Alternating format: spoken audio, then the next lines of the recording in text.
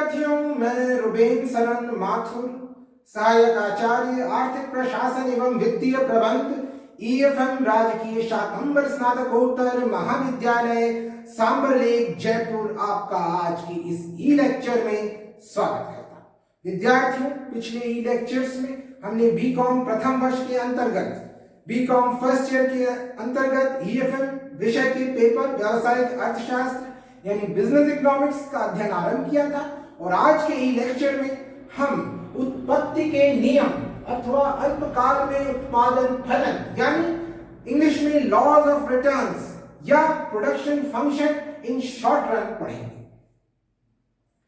विद्यार्थियों, अब हम समझेंगे प्रोडक्शन फंक्शन क्या होता है, शॉर्ट रन में प्रोडक्शन फंक्शन कैसे काम करता है। विद्यार्थी, एक व्यावसायिक फर्म द्वारा किसी वस्तु के उत्पादन के लिए जिन स्रोतों का प्रयोग किया जाता है उन्हें परंपरागत दृष्टिकोण के अनुसार उत्पादन के साधन यानी फैक्टर्स ऑफ प्रोडक्शन कहा जाता है, परंतु आधुनिक भाषा में इन्हें आदा अथवा आदान अथवा पड़त यानी इनपुट्स कहा जाता है। उत्पादन के लिए श्रम, पूंजी, भूमि, साहस तथा संगठन सेवाओं का प्रयोग किया जाता है। इन्हें हम आदा कह सकते हैं। उत्पादन के इन विभिन्न साधनों अथवा आदाओं के संयोग से वस्तुओं का जो उत्पादन होता है उसे हम उत्पादन अथवा प्रदा यानी आउटपुट कहते हैं। उत्पादन सिद्धांत की दी हुई तकनीक टेक्नोलॉजी के अंतर्गत एक निश्चित उत्पादन अथवा प्रदा के लिए विभिन्न आदाओं के संयोग की समस्या का अध्ययन होता है। यानी उत्पादन सिद्धांत एक दी हुई तकनीक के अंतर्गत एक निश्चित उत्पादन अथवा प्रदा के लिए विभिन्न आदाओं के संयोग की समस्या का अध्ययन करता है। आदाओं तथा प्रदाओं के तकनीकी संबंध को उत्पादन सिद्धांत अथवा उत्पादन फलन कहते हैं। विद्यार्थियों, आदाओं तथा प्रदाओं के फलनात्मक संबंध को उत्पादन फलन कहते हैं। उत्पादन फलन का अर्थ, फलन हमें यह बताता है कि समय की एक निश्चित अवधि में आदाओं के परिवर्तन से प्रदाओं में किस प्रकार और कितनी मात्रा में परिवर्तन होता है। आदाओं की मात्रा तथा प्रदा की मात्रा के मध्य भौतिक संबंध को उत्पादन फलन कहते हैं। इनमें मूल्यों का कोई समावेश नहीं होता है। इसे गणित की भाषा में निम्न प्रकार व्यक्त किया जा सकता है।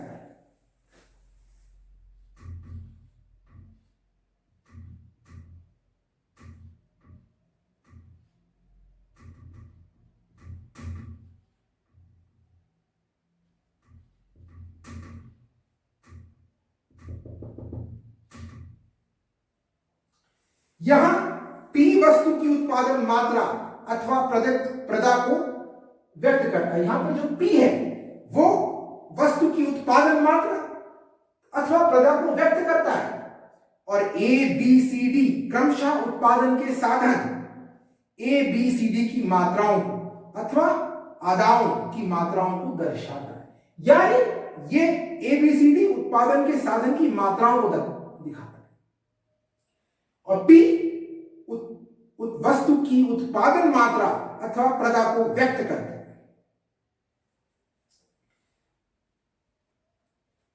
इस प्रकार विद्यार्थियों, इस गणितीय सूत्र को निम्न प्रकार से पढ़ा जाएगा। P is a function of A, B, C and D अर्थात P उत्पादन यानी प्रदा यानी P उत्पादन प्रदा फलनात्मक संबंध है A, B, C तथा D आदाओं का। इस संबंध का क्या अर्थ है? इस संबंध का अर्थ है कि उत्पादन यानी प्रदा की मात्रा P, उत्पादन की मात्रा P साधनों यानी आदाओं की मात्रा A, B, C, D पर निर्भर है। अर्थात यदि साधनों की कम मात्रा को बढ़ा दिया जाए तो उत्पादन अधिक मात्रा में होगा तथा साधनों का वस्तु की उत्पादन मात्रा से संबंध वस्तु की प्रकृति तथा उपलब्ध तकनीकों पर निर्भर करता है। उदाहरण के लिए कृषि उपजों के लिए भूमि अधिक मात्रा में आवश्यक होती है, जबकि सुंदर हस्तकलाओं के लिए कुशल श्रम अधिक मात्रा में चाहिए। इस प्रकार उत्पादन फलन दी हुई तकनीक के अंतर्गत साधनों तथा उत्पादन के मध्य संबंध बतलाता है। ध्यान से सुनिए विद्यार्थियों, उत्पादन फलन क्या करता है? उत्पादन फलन दी हुई तकनीक के अंतर्गत साधनों तथा उत्पादन के मध्य संबंध बताता है। ये जो गणितीय सूत्र है उसको किस प्रकार से हम पढ़ेंगे? P is a function of A, B, C and D, अर्थात P उत्पादन यानी प्रदा फलनात्मक संबंध है A, B, C तथा D का। इस संबंध का अर्थ क्या है कि उत्पादन की मात्रा है, उत्पादन की मात्रा P, साधनों की मात्रा A, B, C, D, जो उत्पादन के साधनों की मात्रा है, जो A और B और C, D जिसको दर्शाते हैं, उस पर निर्भर है। और इन दोनों के बीच जो संबंध है वो उत्पादन फलन कहलाता है। यानी उत्पादन फलन दी हुई तकनीक के अंतर्गत साधनों तथा उत्पादन के मध्य संबंध बताता है। विद्यार्थी, यहां पर हम सैमुअलसन की परिभाषा देखेंगे। तो विद्यार्थियों, सैमुअलसन ने उत्पादन फलन की परिभाषा देते हुए कहा है कि उत्पादन फलन वह तकनीकी संबंध है जो हमें बताता है कि उत्पादन के साधनों के प्रत्येक समूह से कितना उत्पादन किया जा सकता है। यह समय विशेष पर तकनीकी ज्ञान के दिए हुए स्तर की मान्यता के आधार पर परिभाषित किया जाता है। वो कहते हैं the production function is the technical relationship telling the amount of output capable of being produced by each and every set of specified inputs or factors of production. It is defined for a given technical state of knowledge. Paul A Samuelson ने उत्पादन फलन की ये परिभाषा दी। दूसरी परिभाषा Lawrence are Kline ने दी है, जो कहते हैं कि उत्पादन फलन साधनों और उत्पादन में तकनीकी अथवा इंजीनियरिंग संबंध है। वो कहते हैं the production function is a technical और engineering relation between inputs and outputs. विद्यार्थी, अब हम उत्पादन फलन की मान्यताओं का भी अध्ययन करेंगे।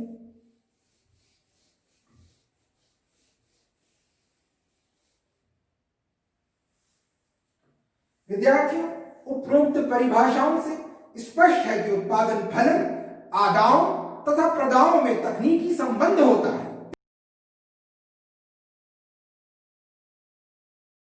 विद्यार्थियों, प्रत्येक व्यावसायिक फर्म का अपना उत्पादन फलन होता है। यह फर्म की प्रबंधकीय योग्यता तथा तकनीकी ज्ञान की स्थिति से निर्धारित होता है। यह उत्पादन फलन फर्म की प्रबंधकीय योग्यता तथा तकनीकी ज्ञान की स्थिति से निर्धारित होता है। यदि किसी फर्म की प्रबंधकीय योग्यता एवं तकनीकी ज्ञान में परिवर्तन होता है तो फर्म का पुराना उत्पादन फलन भंग हो जाता है तथा उसके स्थान पर एक नया उत्पादन फलन उसका स्थान ले लेता है। यानी एक नया उत्पादन फलन उसका स्थान ले लेता है। विद्यार्थियों, नए उत्पादन फलन के अनुसार पूर्व आदाओं यानी ओरिजिनल इनपुट्स से प्रदा अथवा उत्पादन बढ़ जाता है। यानी हमारे पुराने इनपुट से ही हमारा उत्पादन बढ़ जाता है अथवा प्रारंभिक उत्पादन करने के लिए आदाओं अथवा साधनों की कम मात्रा की आवश्यकता होती है। यदि हमने अपना उत्पादन फलन बेहतर कर लिया अगर यानी ये जो उत्पादन फलन होता है वो फर्म की प्रबंधकीय योग्यता तथा तकनीकी ज्ञान की स्थिति से निर्धारित होता है। यदि इसमें कोई परिवर्तन होता है तो उत्पादन फलन में भी परिवर्तन होता है। अगर फर्म की प्रबंधकीय योग्यता व तकनीकी ज्ञान में परिवर्तन होता है तो फर्म का पुराना उत्पादन फलन भंग हो जाता है और उसके स्थान पर नया उत्पादन फलन आ जाता है। विद्यार्थियों, एक फर्म दी हुई तकनीकी दशाओं के अंतर्गत अपने उत्पादन की मात्रा को दो प्रकार से बढ़ा सकती है। प्रथम, उत्पादन के कुछ साधनों को स्थिर रखकर उत्पादन के अन्य साधनों को बढ़ा दो। ऐसा प्राय अल्पकाल में होता है, यानी एक फर्म दी हुई तकनीकी दशाओं के अंतर्गत अपने उत्पादन की मात्रा को दो प्रकार से बढ़ा सकती है। प्रथम, उत्पादन के कुछ साधनों को स्थिर रखकर उत्पादन के अन्य साधनों को बढ़ा दे, लेकिन ऐसा प्राय अल्पकाल में ही होता है। जब फर्म उत्पादन के सभी साधनों को परिवर्तित अल्पकाल में नहीं कर सकती। अतः एक फर्म जब उत्पादन के कुछ साधनों को स्थिर रखकर अन्य साधनों को बढ़ाती है तो इसे अल्पकालीन उत्पादन फलन अथवा परिवर्तनशील अनुपातों का नियम या उत्पत्ति के नियमों द्वारा प्रकट किया जाता है। अल्पकालीन उत्पादन फलन। दूसरा, दीर्घकाल में फर्म उत्पादन के सभी साधनों की मात्राओं में वृद्धि कर सकती है, यानी दीर्घकाल में, अल्पकाल में तो नहीं कर सकती लेकिन दीर्घकाल में सभी साधनों की मात्राओं में परिवर्तन कर सकती है। अल्पकाल में तो फर्म सभी साधनों की मात्राओं में परिवर्तन नहीं कर सकती, कुछ साधनों की मात्राओं में कर सकती। दीर्घकाल में फर्म उत्पादन के सभी साधनों की मात्राओं में वृद्धि कर सकती है। इससे उत्पादन की मात्रा में जो परिवर्तन होते हैं उसका अध्ययन दीर्घकालीन उत्पादन फलन यानी लॉन्ग टर्म प्रोडक्शन फंक्शन अथवा पैमाने के प्रतिफल, से हम पैमाने के प्रतिफल बोलते हैं, पैमाने के प्रतिफलों द्वारा किया जाता है। विद्यार्थियों, अब हम उत्पादन फलन की जो मान्यताएं हैं, assumptions ऑफ प्रोडक्शन फंक्शन, उसको पढ़ेंगे। विद्यार्थियों, उत्पादन फलन की मान्यता। उत्पादन फलन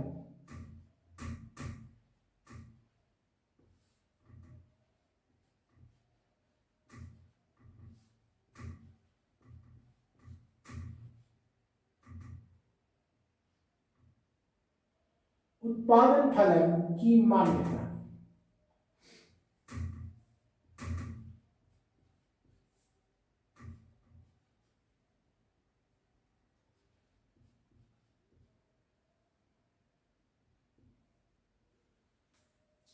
तो पहली मान्यता है विद्यार्थियों यहां पे, उत्पादन फलन का संबंध किसी निश्चित समय अवधि से होता है। उत्पादन फलन का संबंध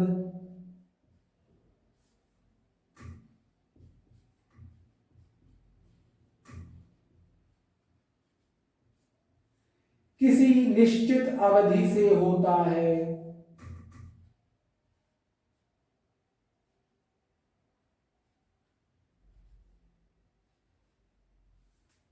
किसी निश्चित समय अवधि से होता है।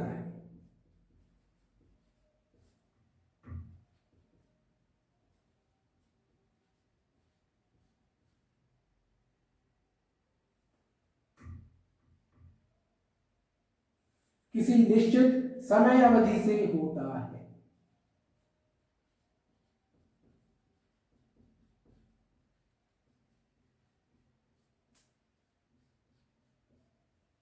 दूसरा, उत्पादन फलन में अल्पकाल में, उत्पादन फलन में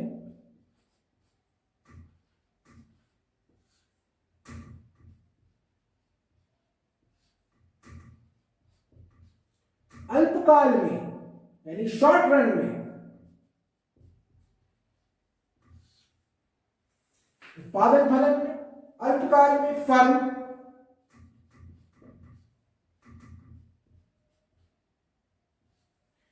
कुछ साधन स्थिर,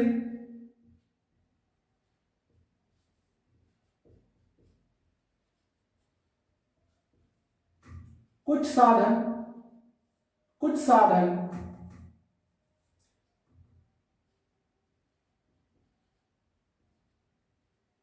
स्थिर तथा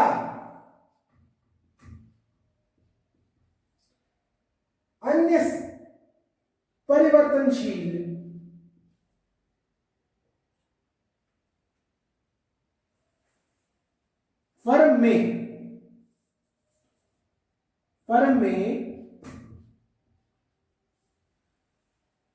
कुछ साधन स्थिर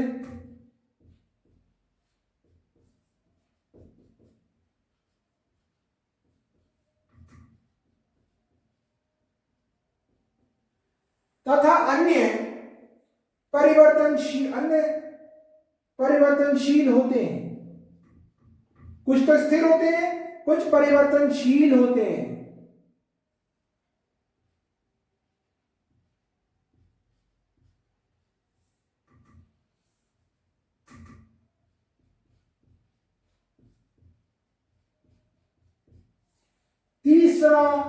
तीसरी मान्यता, उत्पादन फलन में दीर्घकाल में फर्म उत्पादन के सभी साधन परिवर्तनशील होते हैं। उत्पादन फलन में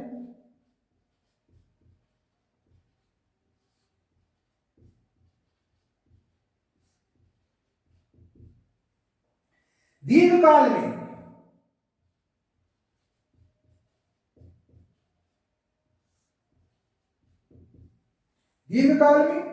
उत्पादन के सभी साधन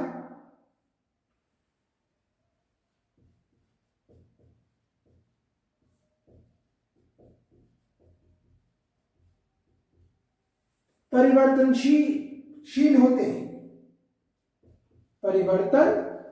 होते हैं।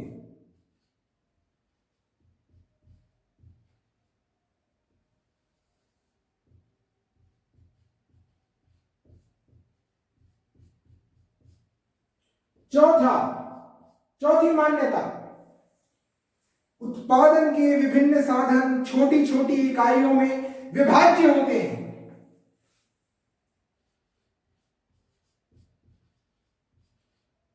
उत्पादन के सभी साधन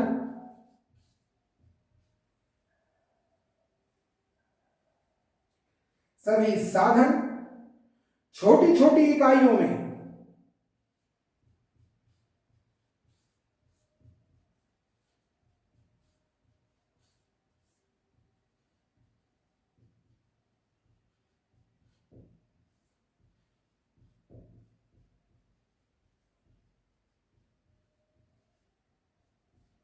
विभाज्य होते हैं।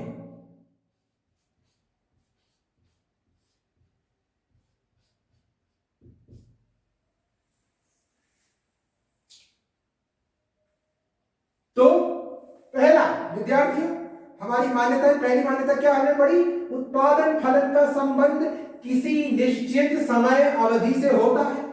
उत्पादन फलन में अल्पकाल में फर्म में कुछ साधन स्थिर तथा अन्य परिवर्तनशील होते हैं। उत्पादन फलन में दीर्घकाल में उत्पादन के सभी साधन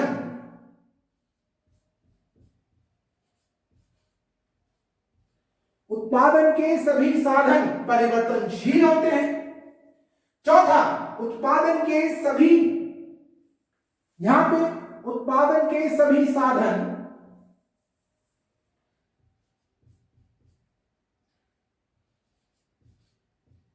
छोटी छोटी इकाइयों में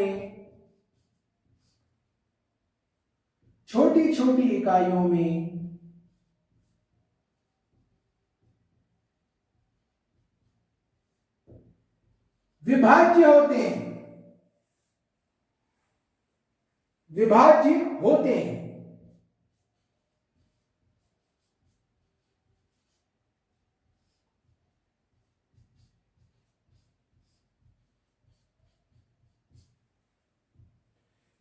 चौथा, उत्पादन के सभी साधन छोटी छोटी इकाइयों में विभाज्य होते हैं। उत्पादन के सभी साधन छोटी छोटी इकाइयों में विभाज्य होते हैं। तो पहला, उत्पादन फलन का संबंध किसी निश्चित समय अवधि से होता है। उत्पादन फलन में अल्पकाल में फर्म में कुछ साधन स्थिर और अन्य परिवर्तनशील होते हैं। उत्पादन फलन में दीर्घकाल में उत्पादन के सभी साधन परिवर्तनशील होते हैं। चौथा, उत्पादन के सभी साधन छोटी छोटी इकाइयों में विभाज्य होते हैं। अब पांचवा देखिए,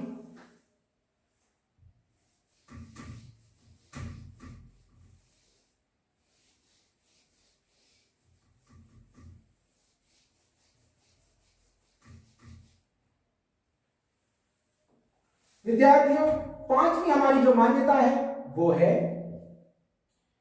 उत्पादन जिस समय अवधि में उत्पादन फलन का अध्ययन किया जाता है, जिस समय अवधि में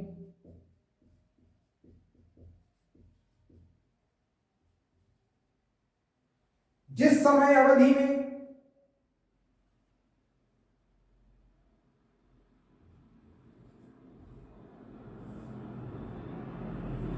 जिस समय अवधि में उत्पादन फलन का अध्ययन किया जाता है,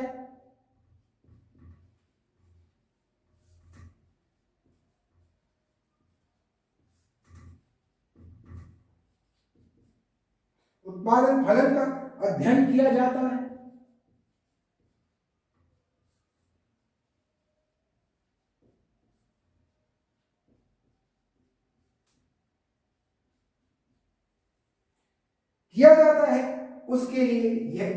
उसके लिए यह मान लिया जाता है, उसके लिए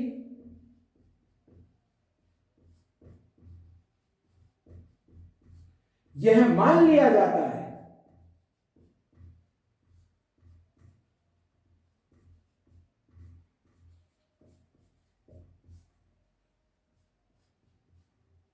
यह मान लिया जाता है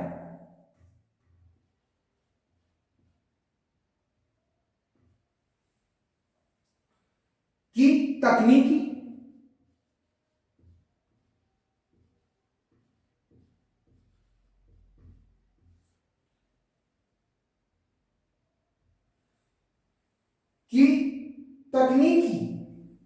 कि तकनीक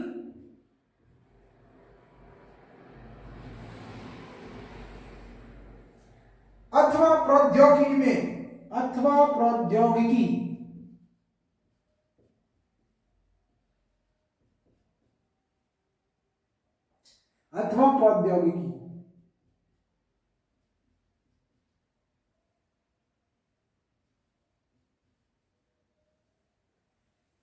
कोई परिवर्तन नहीं होगा,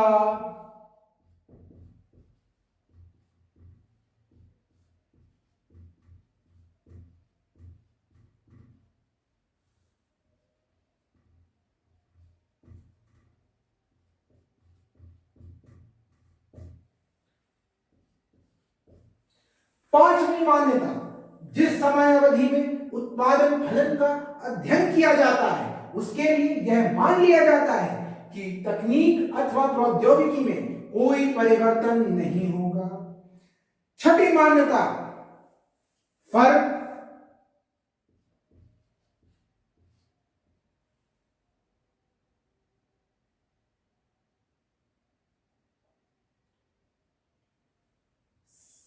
सर्वश्रेष्ठ तकनीक का प्रयोग करती है,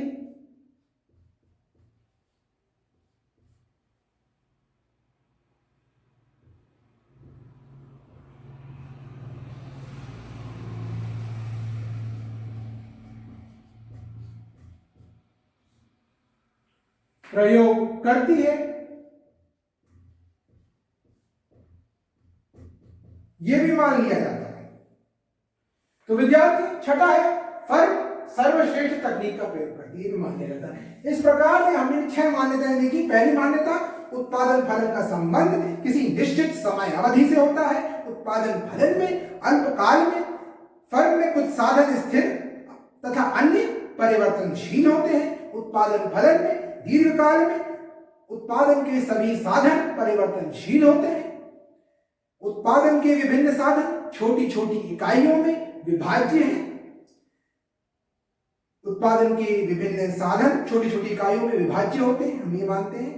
पांचवी मान्यता, जिस समय अवधि में उत्पादन फलन का हम अध्ययन कर रहे हैं उसके लिए यह मान लिया जाता है कि तकनीक अथवा प्रौद्योगिकी में कोई परिवर्तन नहीं होगा और फर्म सर्वश्रेष्ठ तकनीक का प्रयोग करती है, मान लिया जाता है। अब हम उत्पादन फलन की सामान्य विशेषताओं का अध्ययन करेंगे।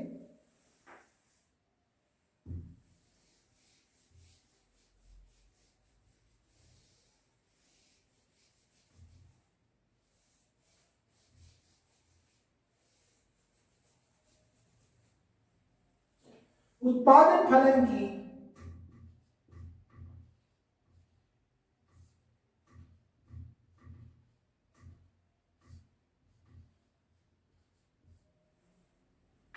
सामान्य विशेषताएं।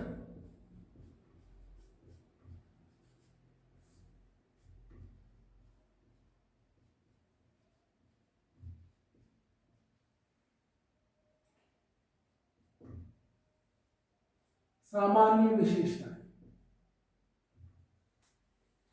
विद्यार्थियों, general characteristics of production function. General characteristics of production function. तो पहली मान्यता, तो पहली विशेषता क्या है? भौतिक मात्रा में संबंध।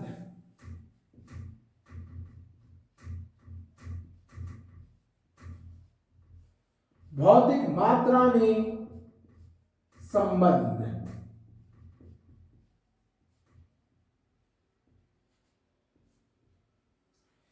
Relation between physical quantities. विद्यार्थियों, उत्पादन फलन आदाओं अथवा साधनों की भौतिक मात्रा, फिजिकल यानी फिजिकल क्वांटिटीज ऑफ इनपुट्स, तथा प्रदा अथवा उत्पादन की भौतिक मात्रा यानी फिजिकल क्वांटिटीज ऑफ आउटपुट के में संबंध व्यक्त करता है। उत्पादन फलन फिजिकल क्वांटिटीज ऑफ इनपुट्स और फिजिकल क्वांटिटीज ऑफ आउटपुट में संबंध व्यक्त करता है। इसलिए उत्पादन फलन की कोई मौद्रिक विशेषताएं नहीं होती। अतः हम ये कह सकते हैं कि यह एक इंजीनियरिंग की धारणा है। इसलिए उत्पादन फलन का स्थान मूल रूप से इंजीनियरिंग के क्षेत्र में आता है। दूसरा, मूल्यों का समावेश नहीं।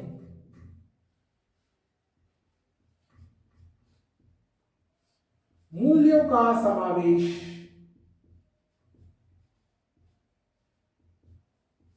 नहीं। विद्यार्थियों, प्राइसेस आर नॉट इंक्लूडेड। उत्पादन फलन की परिधि में मूल्यों का समावेश नहीं होता। अतः उत्पादन फलन आदाओं तथा प्रदाओं के मूल्यों से पूर्णतः स्वतंत्र होता है। परंतु आदाओं तथा प्रदाओं के मूल्य ही फर्म के उत्पादन निर्णयों को प्रभावित करते हैं। फर्म इन मूल्यों के आधार पर ही निर्धारित करती है कि वह किस वस्तु का और कितनी मात्रा में उत्पादन करे। किंतु मूल्यों का समावेश, उत्पादन फलन की परिधि में मूल्यों का समावेश नहीं होता, ये बात ध्यान रखनी। तीसरा, दी हुई तकनीक।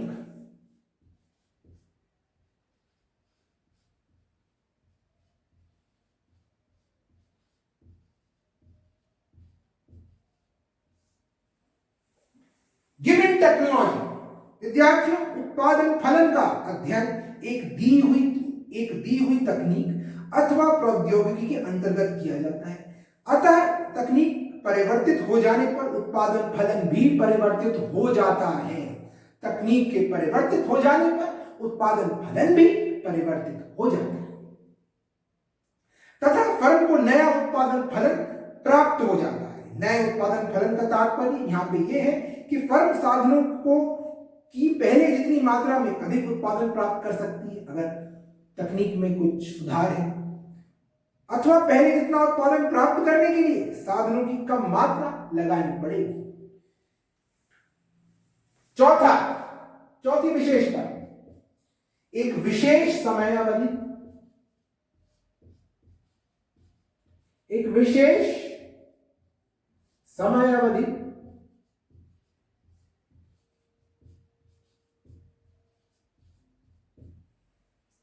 A particular period of time. विद्यार्थी, उत्पादन फलन का संबंध एक विशेष समय अवधि से होता है। एक समय अवधि में एक उत्पादन फलन हो सकता है जो समय की अवधि परिवर्तित हो जाने पर परिवर्तित हो जाता है, यानी उत्पादन फलन का संबंध एक विशेष समय अवधि से है। पांचवा, साधनों का प्रतिस्थापन।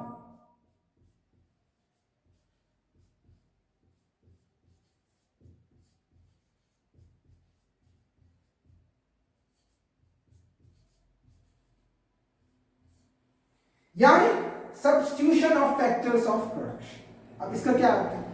एक ही उत्पादन फलन के अंदर एक साधन के स्थान पर दूसरे साधन को कम अथवा अधिक मात्रा में प्रयोग करना संभव होता है। यानी एक ही उत्पादन फलन के अंतर्गत एक ही उत्पादन फलन के अंदर एक साधन के स्थान पर दूसरे साधन को कम अथवा अधिक मात्रा में प्रयोग करना संभव होता है।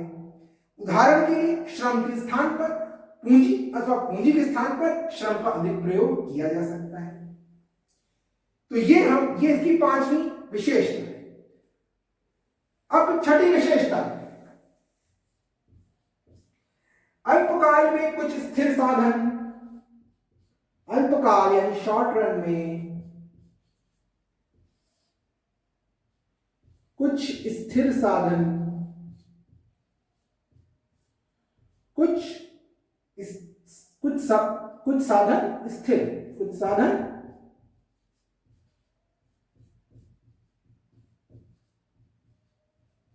स्थिर, some factors fix in short run.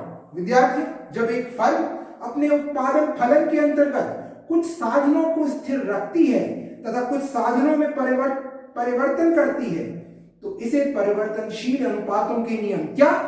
परिवर्तनशील अनुपातों के नियम यानी law of variable proportions, law of variable proportions यानी परिवर्तनशील अनुपातों का नियम, या जिसे हम अल्पकालीन उत्पादन फलन भी कहते हैं यानी शॉर्ट पीरियड प्रोडक्शन फंक्शन। अल्पकाल में फर्म के लिए उत्पादन के सभी साधनों में परिवर्तन करना संभव नहीं होता है। अल्पकाल में फर्म के लिए उत्पादन के सभी साधनों में परिवर्तन करना संभव नहीं होता है। अल्पकाल में कुछ साधन स्थिर रहते हैं। सातवीं विशेषता, दीर्घकाल में सभी साधन परिवर्तनशील।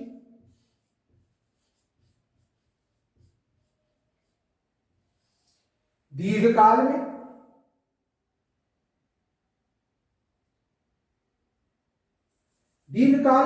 सभी साधन परिवर्तनशील।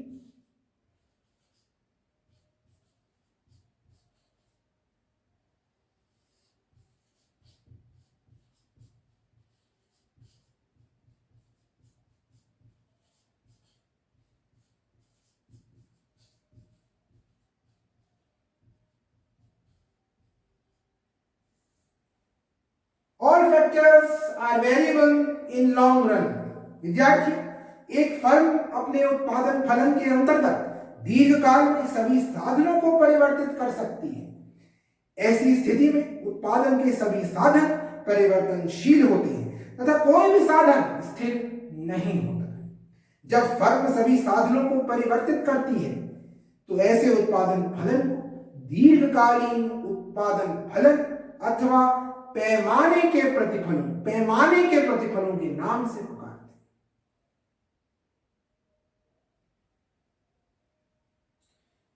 इस प्रकार से हमने विशेषताएं इसकी देखी। विद्यार्थियों, आज के ई लेक्चर में इतना ही। आज के ई लेक्चर में हमने पढ़ा कि उत्पादन फलन क्या होता है, उत्पादन फलन का अर्थ, उत्पादन फलन की परिभाषाएं और उत्पादन फलन की मान्यताएं, उत्पादन फलन की विशेषताएं। आगे की ई लेक्चर में हम आगे का अध्ययन करेंगे। आज की ई लेक्चर में इतना ही। बहुत बहुत धन्यवाद।